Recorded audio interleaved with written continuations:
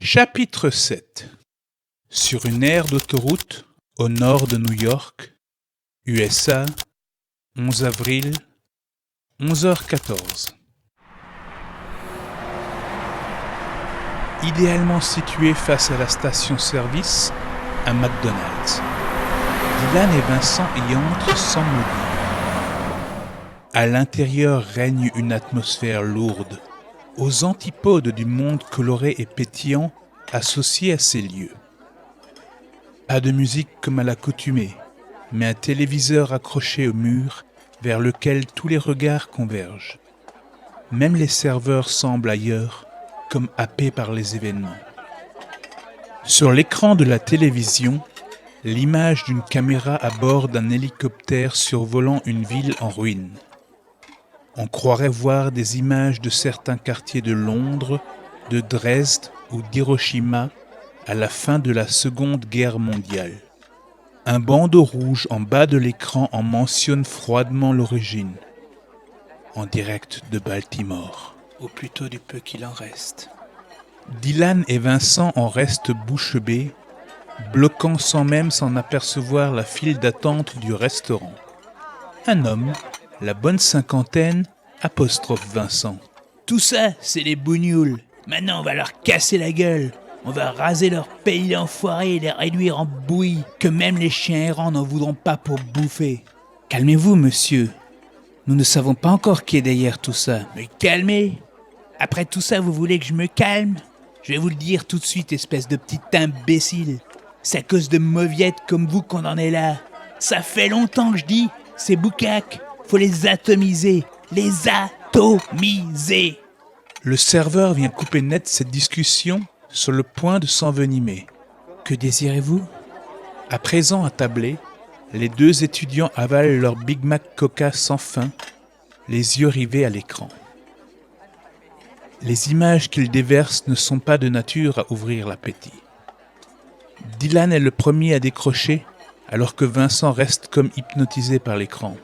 Au fait, Vince, t'as déjà dit à ta frangine que tu rentrais? Non, t'as raison, je vais l'appeler. Répertoire, Jenny, appel en cours.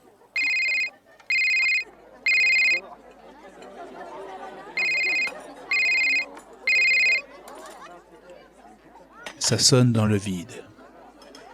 Vincent essaie une nouvelle fois. Répertoire, Jenny.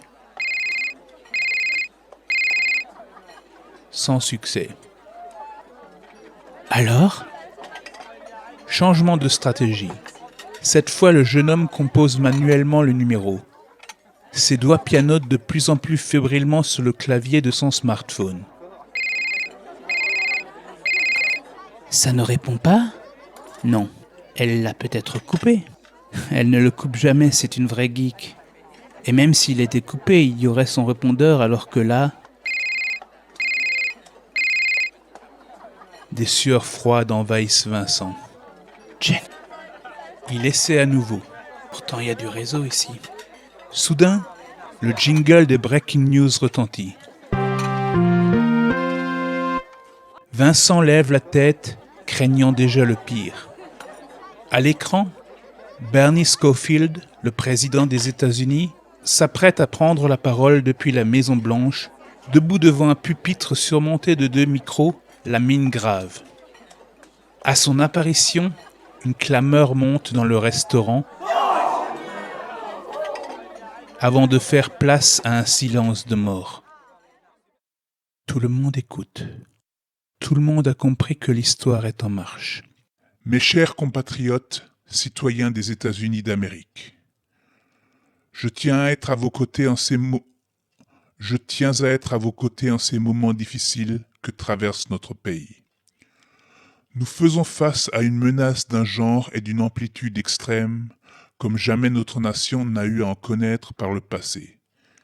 Même les heures sombres de la guerre civile, même le funeste 11 septembre 2001, risqueront bientôt de n'être que des événements anodins à côté de ce que nous vivons, et que nous nous apprêtons sans doute à vivre à nouveau dans les heures à venir. D'abord New York ce matin, frappé par 2 fois, puis Baltimore, rayé purement et simplement de la carte, Voilà à présent que... Submergé par l'émotion, le président ne parvient pas à terminer sa phrase. Le rythme cardiaque de Vincent s'accélère, tandis que dans sa tête, une pensée tourne en boucle, virant à l'obsession. Pas Columbus. Pitié, pas Columbus. Après avoir repris son souffle, le président se ressaisit et continue. Terrible. Que la ville de Columbus, Ohio, vient à son tour d'être frappée par une déflagration d'une puissance plus grande encore que celle qui a mis à genoux les 2 autres villes de notre grand pays. Un bandeau annonçant la mort d'au moins un demi-million de civils apparaît à l'écran. Vincent s'effondre, terrassé par le choc. Sa tête vient s'abattre sur la surface de la table, juste à côté de son smartphone, qui continue à biper dans le vide. Sachez, mes chers compatriotes, que ces crimes ne resteront pas impunis. Où que se cachent leurs auteurs, nous les poursuivrons, nous les traquerons et nous les vaincrons. Que ce soit bien clair, les États-Unis d'Amérique n'ont jamais cédé face aux menaces et nous ne céderons pas cette fois. Soyez-en sûrs, mes chers compatriotes, nous finirons par infliger un traitement exemplaire aux coupables de ces horreurs. Vincent tourne mollement la tête afin de suivre l'intervention du président. Son corps est amorphe. Seule la stupéfaction qui l'envahit semble le maintenir en vie. J'espère bien qu'on va les faire morfler, ces salauds. Au cœur de l'émoi provoqué par l'annonce, seul Dylan prête attention à son ami. Ses mains viennent se poser sur celles de son collègue en signe de soutien. T'es pas seul, mec. Je suis là. À l'écran, le président continue. Jusque-là compatissante, sa voix devient ferme, à la hauteur des décisions qu'il s'apprête à annoncer. Par conséquent, comme il devient tristement clair que ceux qui sont derrière ces atrocités ne s'arrêteront pas là, il est de mon devoir de prendre dès maintenant des mesures exceptionnelles afin de vous protéger de ces monstres. J'ai donc décidé d'élever le niveau de sécurité au maximum sur l'ensemble du territoire, mais également de déclarer notre nation en état de guerre. Cela signifie des pouvoirs extraordinaires accordés pour un temps limité mais nécessaire à nos forces armées. Et qu'ils les butent tous, jusqu'au dernier. La voix de Vincent n'est plus qu'un soupir.